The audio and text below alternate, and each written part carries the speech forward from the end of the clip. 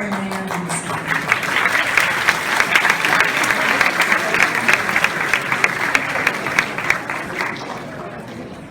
We call on our University President, Father Jose Ramon Villarin of the Society of Jesus, to introduce our main speaker for this second session.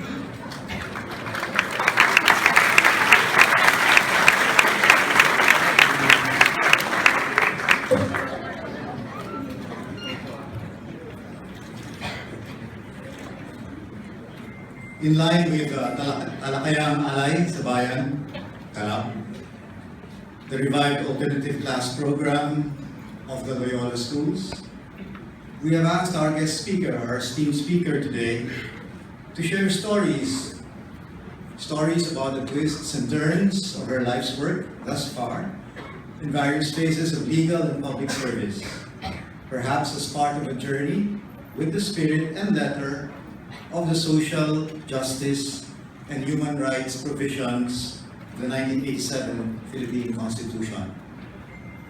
Likewise, we look forward to her sharing with us her own appraisal of these provisions and of the Constitution as a whole, as we observe the 30th year of its being in force.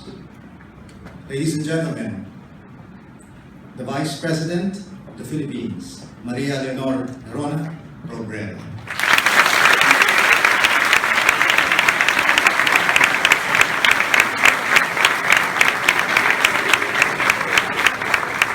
Thank you very much. Father Jet Villan, Dr. Maria Luz Vilches, Mr. Jose Santos, our VP for Finance and Treasurer of the Ateneo. For example, we met with families of the municipality's most undernourished kids. Their parents were laborers with no steady jobs, and they wept as they spoke of how hard it was to put food on the table, how they couldn't always send the kids to school because they didn't have anything to eat. All their lives, many of these families, they are the ones that we call mga pamilyang nasa laylayan, have felt mute and invisible. Despite the appearance of economic progress, the Philippines has yet to experience inclusive growth.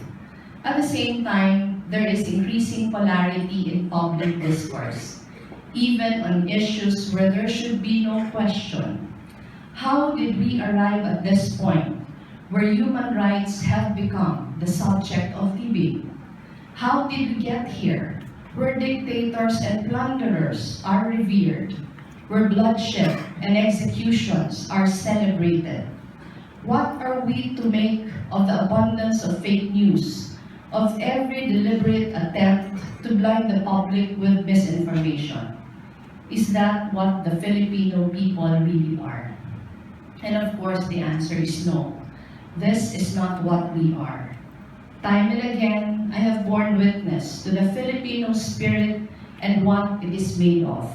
It is made of passion and commitment, but above all, it is made of integrity and empathy, of a desire to help those who truly need it, of a love for country that runs deep and strong in our blood. Even now, I see it in you. But it is not enough for us to affirm these principles. We must be willing to defend our values whenever and wherever they are threatened. It has been 31 years since the EDSA revolution, and 30 years since the 1987 Constitution was ratified. But the challenges for our people remain, and you, our dear students, will help steer this country to its rightful course of progress. But remember, there are no saviors in nation building. There is no single leader who can claim that he has all the solutions to our problems. Instead, the assurance of positive change and the future of our democracy are entirely ours to make. So let us be discerning when the differences between right and wrong are forcibly blurred. Be vigilant when they try to lie and deceive. Most of all, Be brave when they try to sow fear. And be fearless for those who have been silenced. Maraming salamat po at mabuhay kayong lahat.